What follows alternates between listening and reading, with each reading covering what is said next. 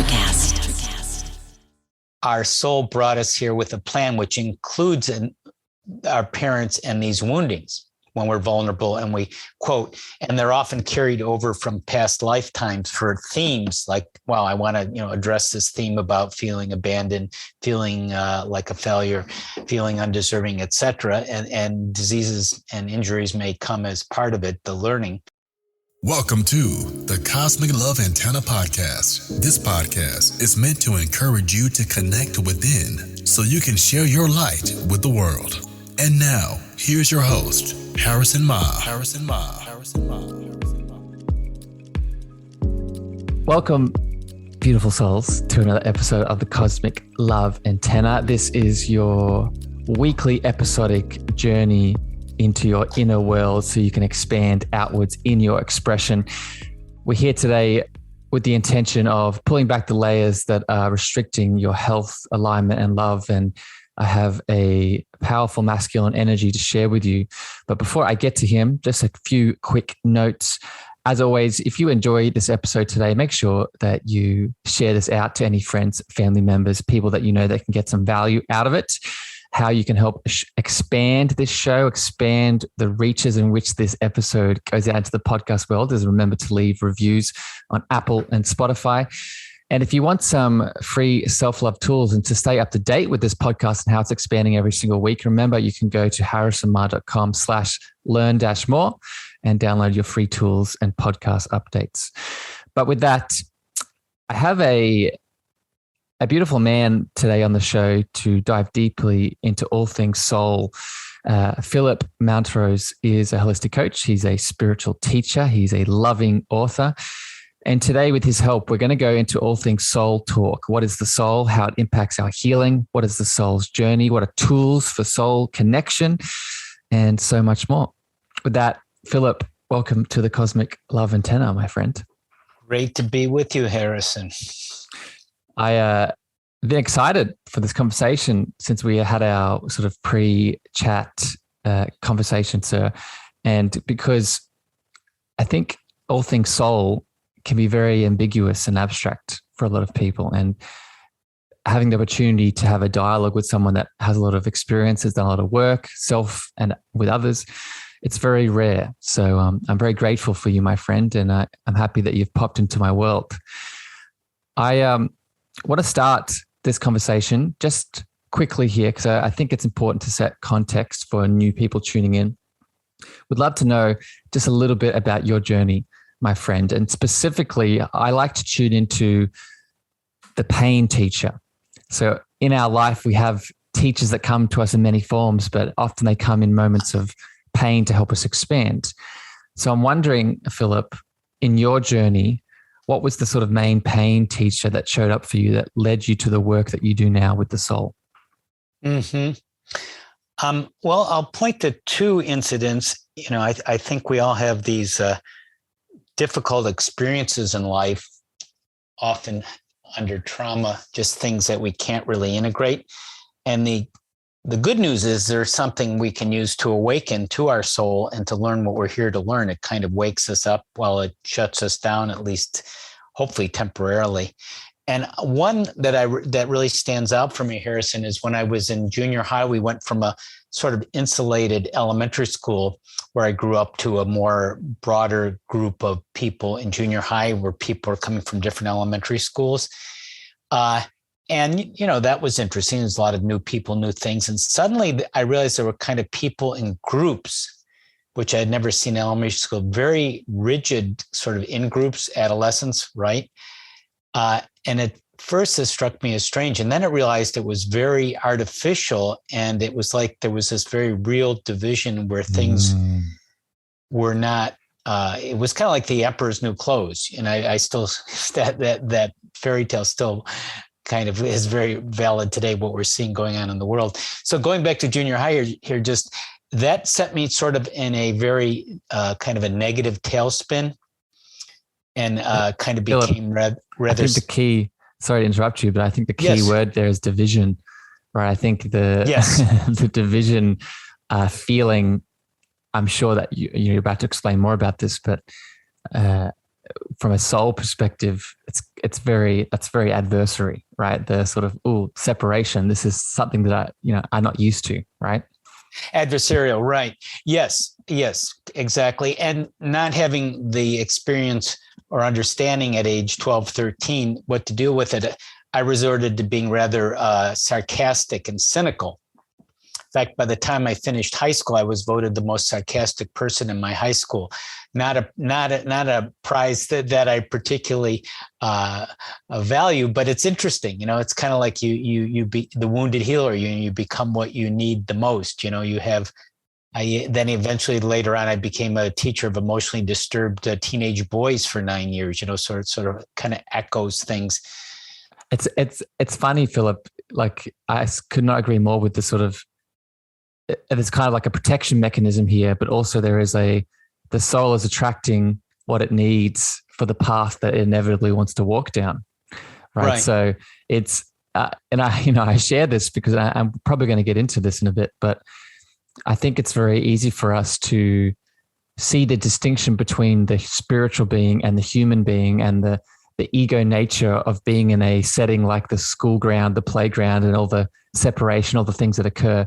It's very easy for us to see these as two distinct parts of us, and we could push them to a corner. But we also need to remember that the soul expresses itself through the ego, right? The ego is an expression, is a lens in which it moves through. So it is still working in a way, even through this separation that's going on, through the things it attracts for expansion. Does that resonate at all with you, my friend, with your experience? Yes, very much so. So the ego, which is really kind of the left brain unchecked, and at a certain point in spiritual development, it seems like the enemy, but it's absolutely necessary to understand that there are different groups, and there's actually the unity and diversity. There's a beauty in every person. But when we use it for separation, then it has problems with it. But that's how we learn and grow, especially in the earth playground that we find ourselves in. And so then I figured, I will try to do something in the world as I grew up, just kind of finishing up my story here briefly. Another point that'll probably touch a few people is I went to film school. I said, well, what can I do? I'll become a film school. I'll use my creativity that way. Went to UCLA Film School. And then you do films in front of all your classmates, you preview them. And the first film I did was pretty successful. People enjoyed it. It was kind of a light comedy.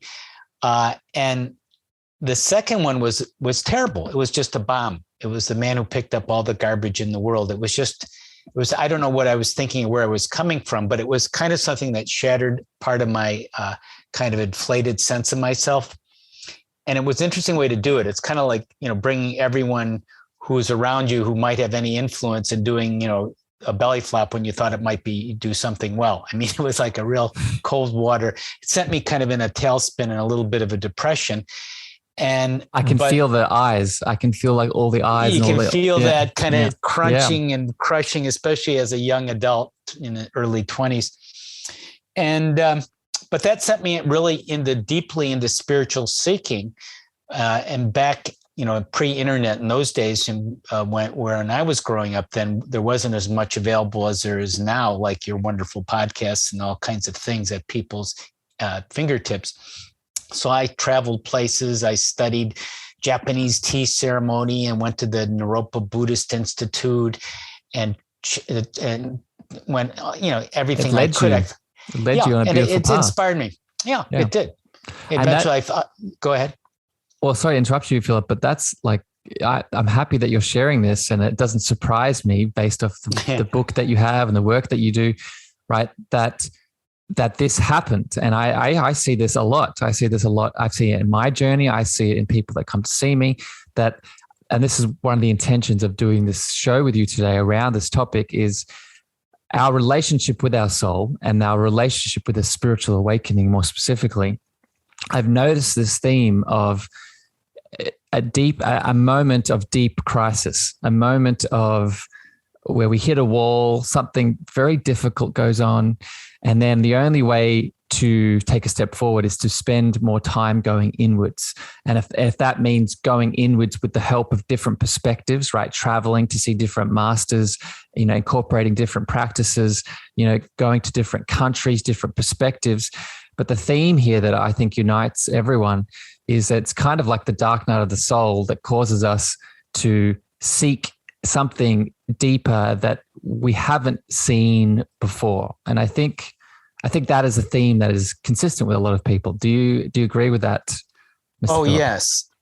yes, absolutely. We sometimes need these things. There's that T.S. Eliot quote: "You end up where you started, but kind of a wiser person." I love it. There's that. There's one here. What we call the beginning is often the end, and to make an end is to make a beginning. The end is where we start from, and we sort of we go through this journey of getting to where we started, but at a much deeper level, with a lot more love and healing and growth and creativity in the process. It's a beautiful quote, my friend, and it's a beautiful image. I think a lot more love. We could underscore that piece of it. We put a few extra underscores under a lot more love. I have noticed that, and again, I think we're going to get into this, but the soul's journey is really one of love, right? It's really one of an awakening. It is very much one of love, and going through the veil of tears, as it's sometimes said, to find the love in our hearts and open it up, and living in a more heart-centered world, which the world badly needs. And such is the circumstances we find ourselves in, all of us. Especially from you look at the last 2 years of events. But yes. Phillip, thank you for that foundation. Thank you for sharing a bit of your story with me and with everyone listening. With that, now I want to get into the juiciness, the extra sort of deep dives here within a topic we're going to hit on. And I understand, just so people listening, this topic around the soul and the soul's journey and all the elements we're going to try and move through today, it's not something that we can have finalized in a 1 hour podcast conversation. But the intention today is to sort of begin this chat and hit on some deeper spaces within yourself, the listener, that maybe you haven't hit on before. So with that, Phillip, let's start semi-basic here. And maybe you could give us a definition. In your opinion, how do you define the word soul? Yes, it's interesting that a definition is really a good question, because I find it interesting. It's something so essential, sort of directing our lives, what we're here on earth to do. We almost need a definition and to define it and even discover what it is. And it's kind of like it's there all the time. How do I get back to Kansas? You can get back there anytime you want. So. The soul is the part of us which helps us, which is more directly connected with God or oneness. So it's the piece of eternity that we've individuated at. And in the higher up you go, we all merge into oneness. So this spark, this aspect of the spiritual, the eternal, our soul, part of its journey through many lifetimes is to incarnate, kind of send out a scout, an arm, an exploration for itself, in this case on earth, the idea of a spiritual being having a human experience for particular purposes. That's called sometimes the soul's plan. What's the soul's plan? Well, as you awaken, it becomes your life purpose. The dots begin to connect. How do you know they connect? Because you feel them and you're inspired by it. And you have that intimate and developing connection to your soulful awareness. Well done, Phillip. I must say, well done. That was a very, very succinct, and I was just closing my eyes as you were sharing that. That resonated very deeply with what you described. And I see this challenge a lot within this kind of work. There are so many abstract and esoteric understandings of just that one word, right? And like you said, we live in a very mental world at the moment, and that is both good and bad. But from a sort of positive perspective, because we live in a very mental world, we need some sort of foundational structure of a definition to sometimes make us feel safe to go in. And what you just described definitely did that. So thank you, my friend. What I'll add to it, and then we'll jump to another question I want to ask you here, is I would also add the interconnected nature that we all have around it. So my soul expression and the journey that my soul is on, while it is unique to me, the connection to others is also there, right? I am a unique expression of a oneness, a God, like you said, or a source, a divine, whatever your name is for it. Mm-hmm. But so is everyone else, right? And I share this because I think, and I want to get your opinion on this actually, my friend. I share this because I hear a word that goes around the spiritual community a lot, this word of ascension. And I think ascension is part of the soul's journey, but we can sometimes get stuck in the idea that ascension is just a me thing, or it's just a Phillip thing. But what we tend to forget is we're all connected to the oneness. So I cannot ascend unless Phillip ascends. So it's a unity element rather than an individual element. What are your thoughts on that, my friend? Right. That's, yes, there is a lot of topic of that word ascension. It is thrown about sometimes kind of loosely and kind of like angels, there's many different interpretations and descriptions and experiences. We need the individual growth and we need the collective growth. So we're individualized souls, collectively affecting everything. When people awaken or having these transcendent experiences, maybe now, you feel like you are everything and connected with everything. You can almost see, different people as being aspects of yourself, of the universe, from the worst to the best, just different elements of you. So that can bring out a lot of compassion. It doesn't mean that you don't stand up for justice, and the soul is very good for compassion and courage and helping the world become, quote, a better place. But yes, you can't, it's not just a purely individualistic, I'm ascending and now I'm above it all. So both are true is what I would say. It's not an either or. Mm-hmm. Yeah. I like that a lot, Phillip. And I would say it's not an or question, it's an and question. Yes.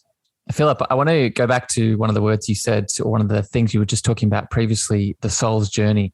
And I want to break this down a little bit more. And I think you refer to the soul's journey, and maybe correct me if I'm wrong, as the soul's journey through their lifetime, through their individual lifetime, and the passions and the purposes they run into.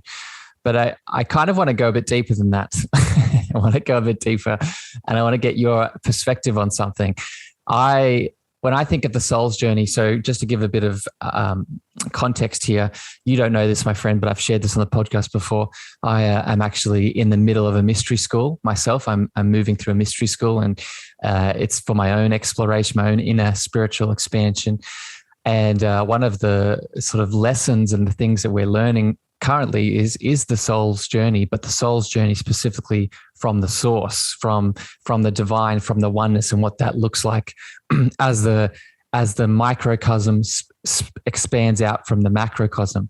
And how I'm sort of learning about the soul's journey is that there is a divine source that then spreads out into a monadic group, and then a monadic group spreads out into an oversoul group or a bigger soul group, and then each soul group has soul expressions, which you were just speaking about, individual soul expressions, and that is the soul's journey, right? It spreads the God or divine breathes out, making all those soul expressions, and then God or divine breathes in, coming through all those different layers. So I'm wondering, what are your thoughts on this, my friend? And do you see connections in your understandings, or do you see it a little bit differently? I'd say that sounds pretty accurate. And I was referring a little bit to that, the idea that if you go, the terminology we, when I say we, by the way, I mean Jane Mountrose, my wife and partner. It's not, so people know what I'm referring to.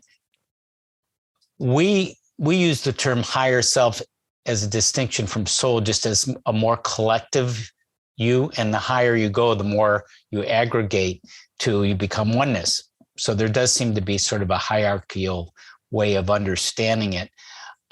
So if you go to the source, everything is one, and then it separates into the millions of beings and parts and expressions. Yeah, and I think the big message that I get from that is, again, not just the unity and the interconnectedness of everything in the universe, but big groups and collectives, and maybe you've experienced this, my friend, with maybe entities that you've connected to, loving entities. The higher you go up in this hierarchy, the more they work in groups, right? So if you get a download from an angel or a ancestor or a ascended master, right? They're usually not just showing up as one energy. They're usually showing up as a collective. It could be a collective. Mm-hmm. Yeah, we teach the Michael teachings, which is a collective of higher beings. They're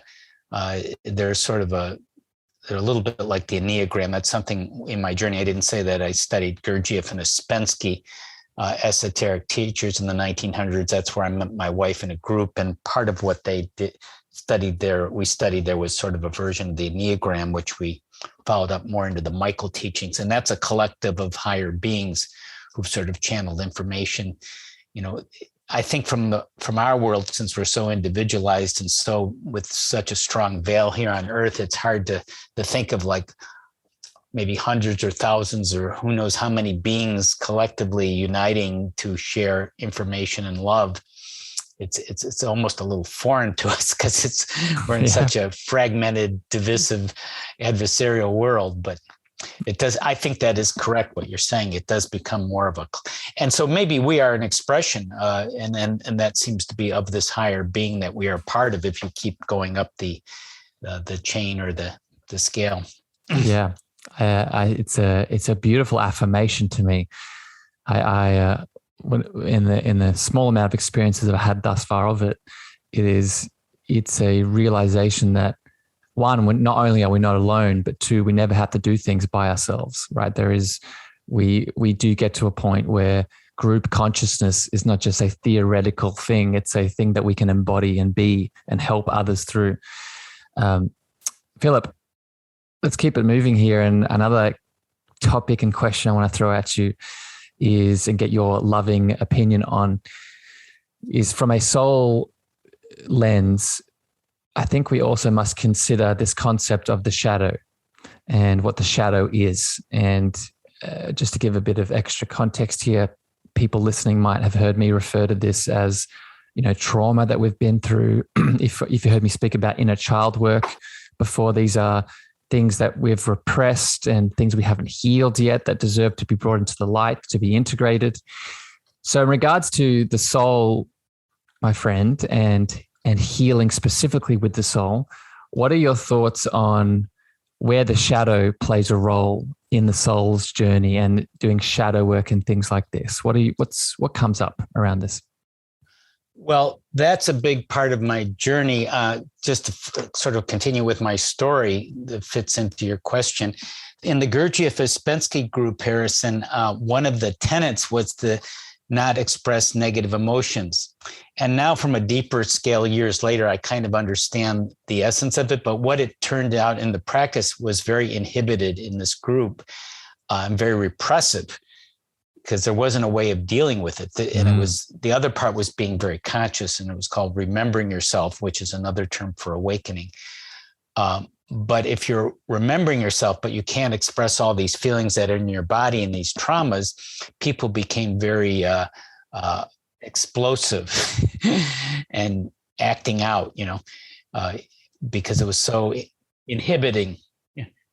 So that after we left this group, I was then married to my wife, Jane Mountrose. By then we started looking for actually healing, because we realized part of awakening is you just don't bring in the light. In fact, the more light you bring in, it shows the shadows, even though and it's interesting, you'll meet people and say, I don't have any inner child issues. And a lot of times, even, we probably at points realize that until you awaken to a certain point, you don't think there is problems, because you've dealt with it, you've denied it, you've stuffed it down, you've ignored it.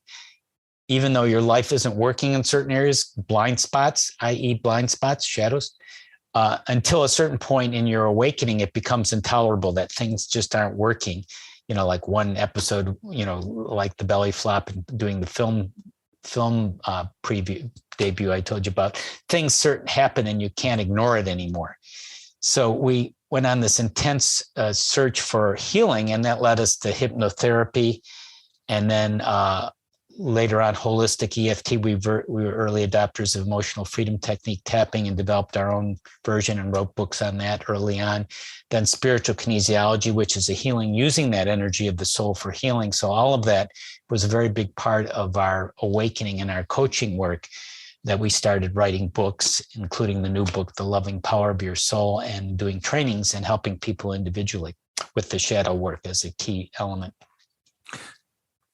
So those two powerful tools that you just highlighted, both the hypnotherapy and the EFT, just for people listening, if you're looking to get started with shadow work, that's a really good place to begin, right? The hypnotherapy specifically, I've had some experience myself. I know a lot of practitioners, and the point that you made about the more enlightened, quote unquote, we become, the more the shadows expose themselves. Or I think more a correctly way of saying it is they start to feel safe to come up into your awareness so they can be integrated, right?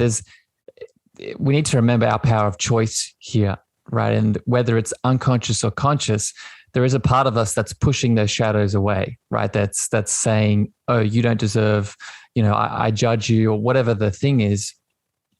And when we start bringing more compassion, more light, more love, more healing into our world, there are going to be some parts that have been long lost, or that you've pushed so much resistance against for such a long time, that now have the opportunity to be brought into the light. And whether it be through, I think, and going back to EFT, using those meridian lines and power of intention and repetition, that can be what is needed to sort of burst the bubble in a lot of ways, to allow the pressure to the surface. Does that resonate? Nicely said. I remember when I studied holistic, we developed it into holistic hypnotherapy, but the basic hypnotherapy, one of the things that we learned as you go through your life, you learn certain things and they're interesting, whatever. And then sometimes you go back and say, wow, this is one of the most important things I ever learned, and it was interesting, good when you learn, and you go back and go, wow, this is incredible. And here's what I'm going to refer to, which I think was one of the more powerful things I've learned in my life. How do you change? How do you change your mind? And the idea was, well, people change conventionally.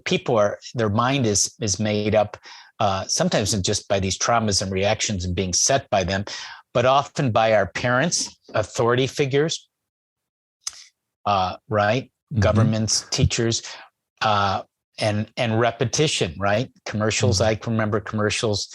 When I was growing up, they used to advertise cigarettes on TV. There was a jingle that said, "Winston tastes good like a cigarette should." And then, and now they're current things, only pay for what you need. I think I saw that commercial a few times. There's like these little jingles that go on. That's how they spend. So that's how you change. It's called television for a reason, right? Television, right? Yeah. Television or telerecording. Yeah. Or a loop. And then the other way people can change, and that's why just telling people, like I have this bad habit, or, this isn't good, or I should change, it doesn't work, because you have these deep programmings. And that's why an affirmation doesn't work unless you say it enough and you believe it enough, you really integrate it in EFT, which is where I'm going. And hypnotherapy changes the unconscious mind, the programmings. So if you go deep enough and change the wiring, it's kind of like your computer. If you have a startup menu and you don't change it, it's going to start up the same way every way. I wish it wouldn't start up this way. Well, until you change the patterns, it's always going to be the same, but you can change it. And this is why hypnotherapy, EFT tapping, and the spiritual kinesiology is so powerful for making profound life changes.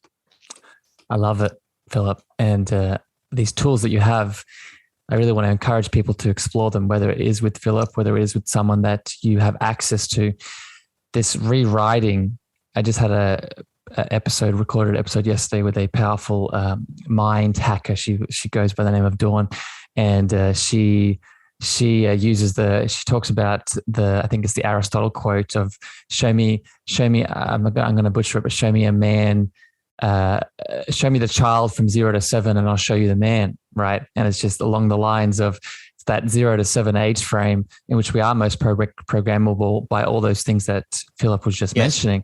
Very vulnerable. But we need to realize that just like we have creation energy inside of us to keep those programs running, we have the same, if not more, creation energy to rewrite those beliefs and program something new that's more expansive.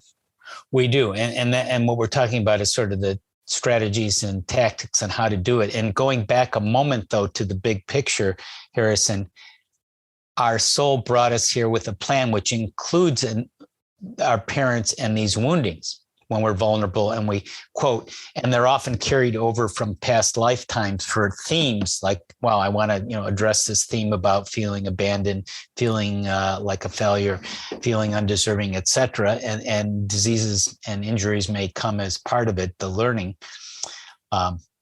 So we're all in this vulnerable place. Yeah. Sorry to interrupt you, but this is so important. I'm so happy you're bringing this up, because what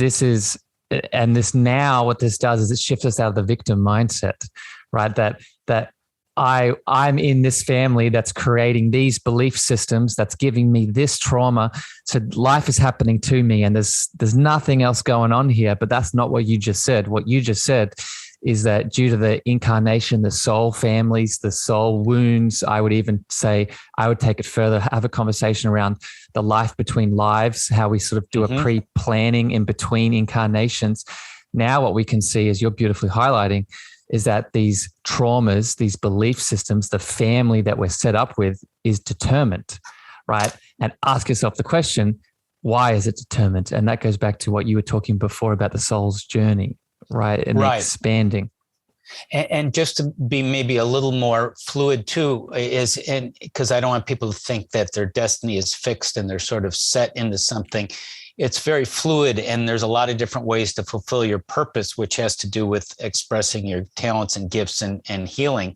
There are many different ways to heal. For example, there's not just one way to heal or express your gifts or creativity, but there's sort of a parameter, things within, I'm good at coaching and healing and writing and doing videos. I'm not, good at engineering or working with environmental issues and things like that. I mean, those are just, they're important, and I'm glad people are good at it, but you want to kind of stay with what you're good at, not by a limitation, but it's more in alignment with you on a deeper level. Yeah. And what I'm hearing from you, Phillip, is the powerful, mystical, universal law of free will, right? There are these soul expressions, soul pulls and intuitive hits moving through us that we can decide to lean into, that ultimately will be the best option for our soul's expression. But at the same time, we also have free will, and we can deny that. We can say no. And I think that's also where the idea of incarnations come in, right? If we don't learn a particular thing, or we don't lean into a lesson that we deserve to move through, then it's the universe, God, consciousness is unconditional love. So there's no judgment, meaning that it'll come back around, right? It might come back around in that same lifetime, or it might come back around in the next lifetime to be moved through. Do you resonate with that, sir? Oh yeah. It's not a pass fail. There's a life review. My idea is, why don't you do it before you die? Or, why not get as much as you can do on your review before, by default. So yes, I'm here to learn and grow. And I like the Michael teaching said that, hey, what happens if you don't really accomplish much? Well, that's okay. You can pick it up next lifetime, or maybe it's a lifetime more of experience, or just kind of checking things out. Maybe you even wanted a lifetime of very little progress. Yeah. Love it. I think that's a huge message that I really want people to hear. You take all these layers away. What is that source, right? God, divine, whatever your name is for it, right? Allah, whatever your name is for it. What is that source made of? For me, it's unconditional love. So what that means and applied to this, what we're talking about, is that lack of judgment. God says yes, right? Divine says yes. If you go through the life and tick all the boxes, yes. If you go through the life and make all the wrong choices, God says yes, right? That you're all good. Mm-hmm. Right. And it reminds me of, how do you, just to bring this down to earth, shall we say, how do you bring it into the current divisions that are so rampant today, and the mental health problems and the divisions between races and groups, and kind of like my junior high school situation had gone wild on steroids of division. So my current thinking, feeling, Harrison, is just to bring more and more of your light into the moments of the day of everything you do, and just shine that.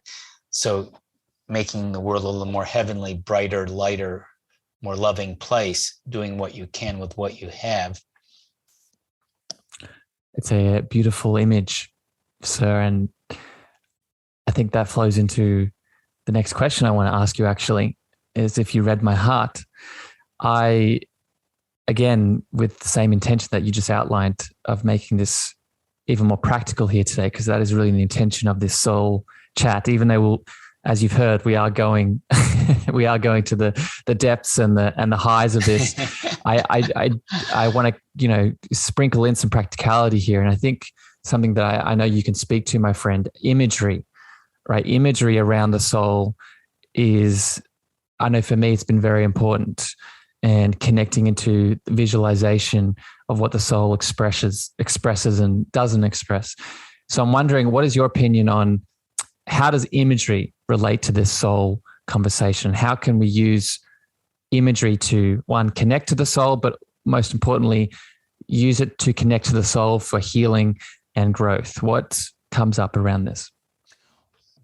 Great question. Thanks. I really have been enjoying this interview, by the way, Harrison. You're doing great. Me too, my friend.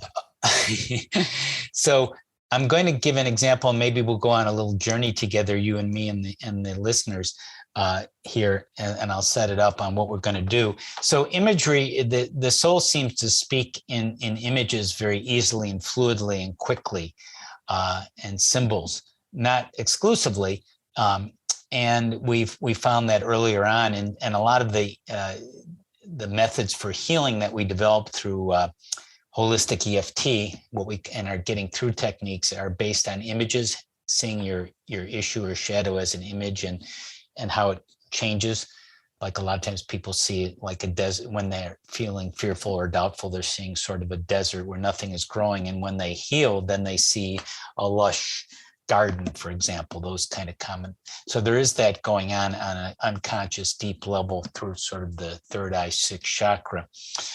And so one of the ways of connecting with your soul, which this little journey I want to maybe take us on here, is what we call the mud to the mountaintop or apex process. One of the ways to connect directly with the soul and to do healing. We write about it in the new book, The Loving Power of Your Soul. Do you want to go on a little journey together here? Yeah. So this was actually one of my questions I wanted to ask you, sir. So yeah, let's do this, and let's maybe set this up. If you're driving, obviously don't do this. But if you are listening to this and you have the opportunity to sit down, relax, I know a lot of my listeners are multitaskers. So if you're listening to this and you're doing other things, maybe just pause that for a second, sit down on a chair, sit down and relax, close your eyes. And let's see where Phillip can take us. So yeah, go for it. Yeah, it's simple, it's profound. It's pretty easy to do this. We can start off with, and if you want to identify like maybe a little annoyance or a little area of do you want to mention something that's a little troublesome? We can kind of do a little. Yeah. So do you mean like a trigger that I'm going through at the moment? Yeah, like maybe a little aspect? something. Yeah. Just an example. I mean, just briefly, just something to kind of reference. Yeah. So let's maybe go on. So for me, I was just having a chat with someone about time management and the balance between always doing things and not doing. So that's a trigger and a thing that's moving through me at the moment. Doing or not doing something? Yeah, between doing too much and not doing enough. With this other person? Well, let's say within work, professional life. Okay, so you mean, and what's the feeling associated with this doing, not doing? I would say worry, concern. And you're worried about worried about, walking that balance, right? Of doing too much or not doing enough. Right. So kind of not sure Where you're at. what's the right action. Yeah. Yep. Okay.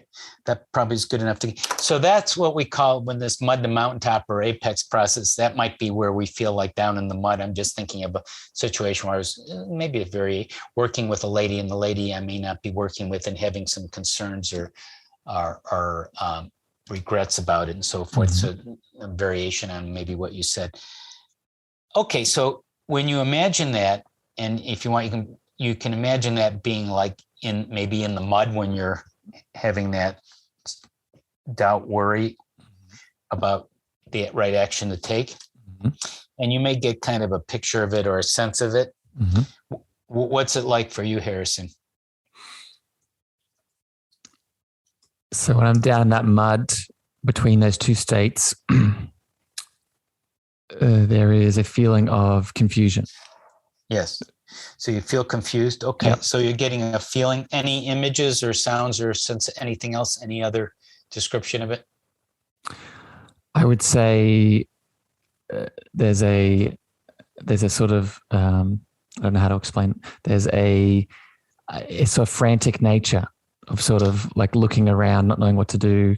So not just the confusion, but sort of very frantic. You're looking around frantically. Okay. Yes. Yeah. Are you in mud, or do you have a sense of that? Or I see the mud. You're in the mud. Okay. So we're going to shift, all of us, you, me, and everyone listening. And now just kind of lightening up a little bit, relaxing a little more, right?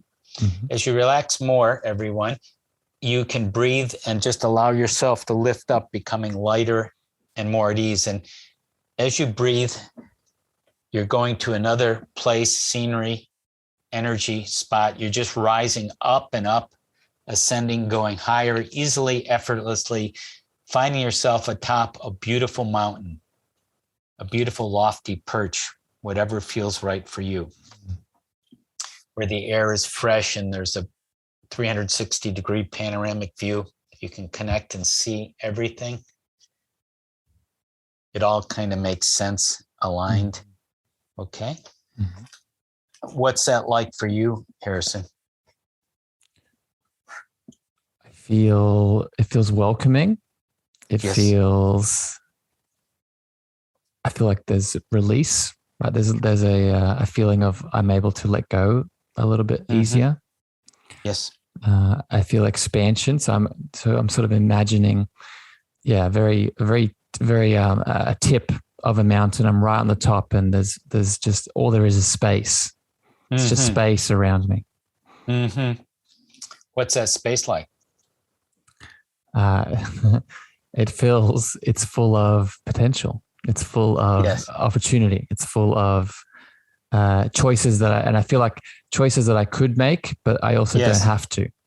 So you have the potential. So from this beautiful place of potential, space, letting go, atop that perch, right? Mm-hmm. Would you like to send all that energy back to your former self, back in the mud, in the worrisome mud? Yes.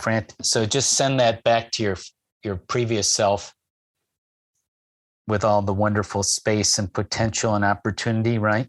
Mm-hmm. Very welcoming. Mm-hmm. And now what are you noticing?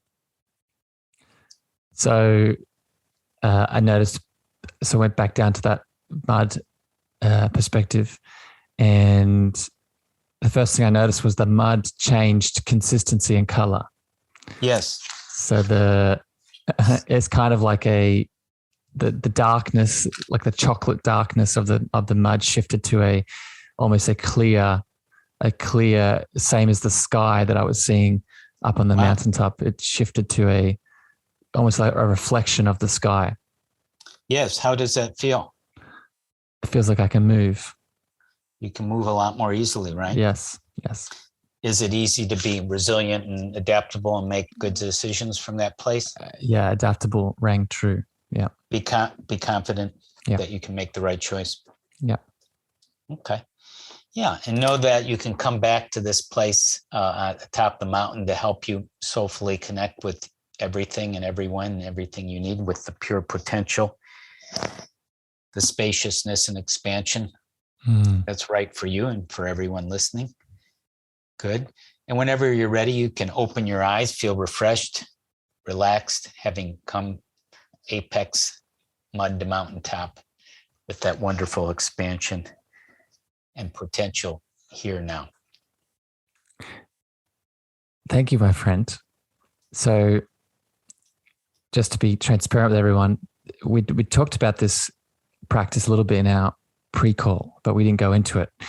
And that was beautiful. It was very simple, but it, as I was going through those images, and to be fair, just so everyone realizes, I do this kind of work as well. So I'm quite familiar and used to like getting into imagery work. Yes. However, it's one thing to do it by yourself. It's another thing to do it, while you're recording with someone new that you don't know and in the moment. But despite all of that, it was still very easy to do. It was still I found it very expansive. I did see the distinction between the two states. And what I would add to it, Phillip, if I may, just for people listening, please do not overestimate the power in what the visualization as a tool can help you discover, right? I say this from a perspective of someone who does a lot of work with dreams at night. And I feel in this mental world that we live in, we tend to put a lot less value on what goes on in here and the visualizations, the images versus what goes on in the quote unquote waking reality of the conscious waking state. And why I'm emphasizing this is that the more and more that I go into this quote unquote not real reality, the more I realize that it is very real. And not only is it real, it has just as much, if not more value than the waking state. So I say all of that just to promote Phillip's beautiful mud to mountain technique. And if you're listening to this, I think a lot of people listening are looking for, coming back all the way back to healing now, people are looking for the next thing they need to do on their healing journey. And I just want to affirm that this may be it, right? This may be it for you. So thank you, Phillip, for sharing that. It's an easy process. The mud mountaintop, it's very simple, natural, organic. And as you said, don't underestimate the value of imagery. It's subtle, but profound. Yeah. And I'd recommend people go listen to another podcast I released at the time of this recording. It should be out with Andrea Petrus, and we talked about heart imagery, and it's very similar to what Phillip is describing here. So yeah. Anyway, Phillip, thank you for sharing that. I want to hit on a couple more questions here before we finish, and I actually want to go back to something you talked about before. We hit on briefly a couple times, and I want to hone in on it now. And around this connection to the soul, this connection to the healing paradigms through the soul connection, I think a very important topic that a lot of people overlook is the connection we have to entities, specifically loving entities when we do this kind of soul work, right? And when I refer to soul loving entities, I mean entities such as angels, such as spirit guides, such as ancestors, such as ascended masters. So I'm wondering, Phillip, where do you think this factors in within the healing journey and relationship to the soul in your experience? Well, interestingly enough, we just finished, my wife and I, a new course called Abundant Living with Angels, Oracles, and EFT, Spiritual Healing. Love it. So we've been kind of studying that pretty intensively in recent months. So when you add, it's interesting, we have friends and family and people we're close to, but once you go to those realms, they're all wonderful, loving beings of immense energy and generosity and willingness. If you ask, you must ask for them to help you. And now that I feel more supported by angelic support, it just makes me feel more on track, more loving, more confident, more knowing I'm in the right place in my soul's journey and following my soul's plan. So it's like tremendous resources, tremendous help. The key in what you just said, sir, is if you ask. And I think this is an outlet, an offset of Hollywood.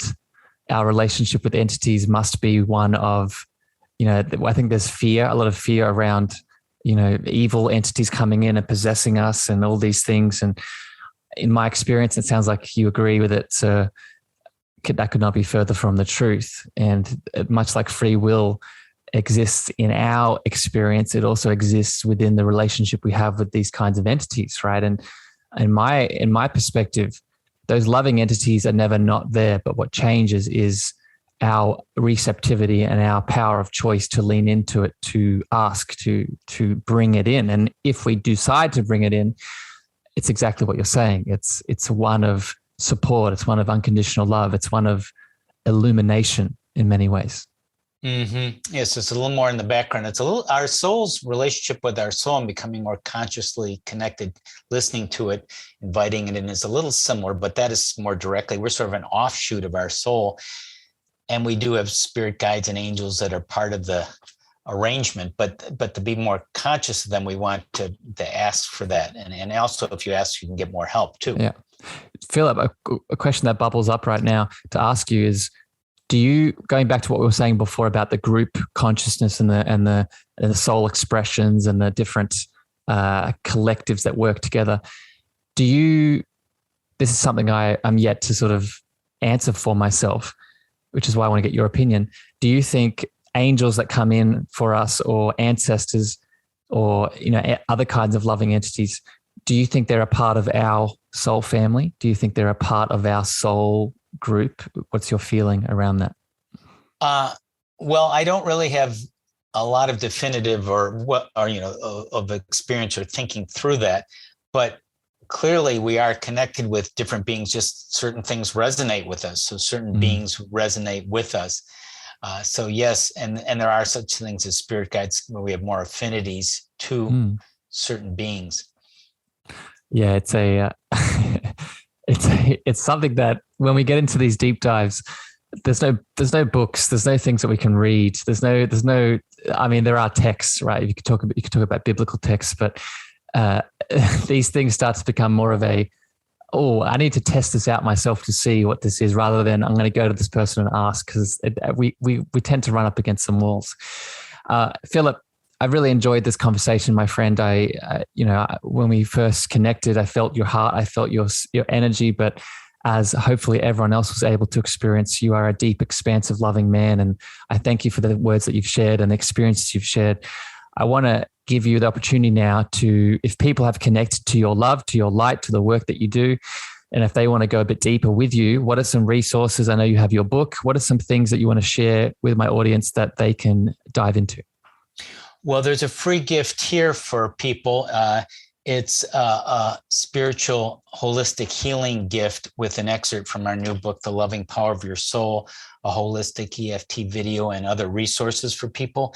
So that's a free gift download. And I have a tiny URL, so it's easy to remember, tinyurl.com/spiritual-kit, tinyurl.com/spiritual-kit.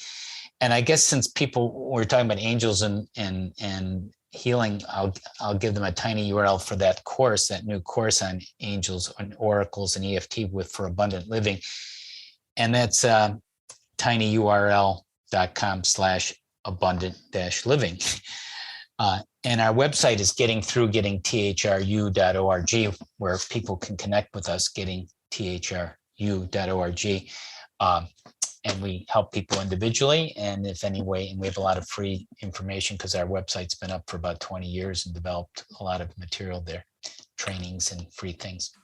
Love it, Philip. And as always, beautiful podcast listeners, if you didn't get all those things, don't worry. If you click on your show details in the app you're listening to, you'll actually see all those links that Philip provided, so you can go straight to them and go straight from this episode to those websites. So Philip, thank you for sharing those, my friend. I have one final question here to finish off. The intention of my podcast at large, the Cosmic Love Antenna, is to help people connect into that space and place we've been talking about this whole time, right? The soul for me is a space that is made of love. So I'm wondering, sir, how do you define that love word personally, in your opinion? Love. I like Shakespeare. Love is not love that alters when it alterations finds. Oh no, it's an ever fixed mark. So it's a kind of unconditional feeling that even through all the adversity, all the division, there still is this connecting link of unity and oneness and beauty and bliss and truth. And sometimes, as we were been talking, all the difficulties actually awaken us to that. I don't think in all the episodes I've done thus far on this show, so no one's quoted Shakespeare yet. So that is a first for me, and I love it, my friend. Thank you for sharing your love with me today, your light, your soul. Beautiful podcast listeners out there in the podcast world, thank you for bringing us your hearts, your ears, your energy. Both Phillip and I love you very much. We'll catch you next time here on the Cosmic Love Antenna. But until then, have a beautiful evening, morning, afternoon, wherever you are in the world. And we'll see you very soon. Bye, everyone. Thank you for listening to the Cosmic Love Antenna podcast. We hope you enjoyed. Be sure to follow Harrison on Instagram, Twitter, and Clubhouse at Harrison Ma. That's Harrison, MEAGHER.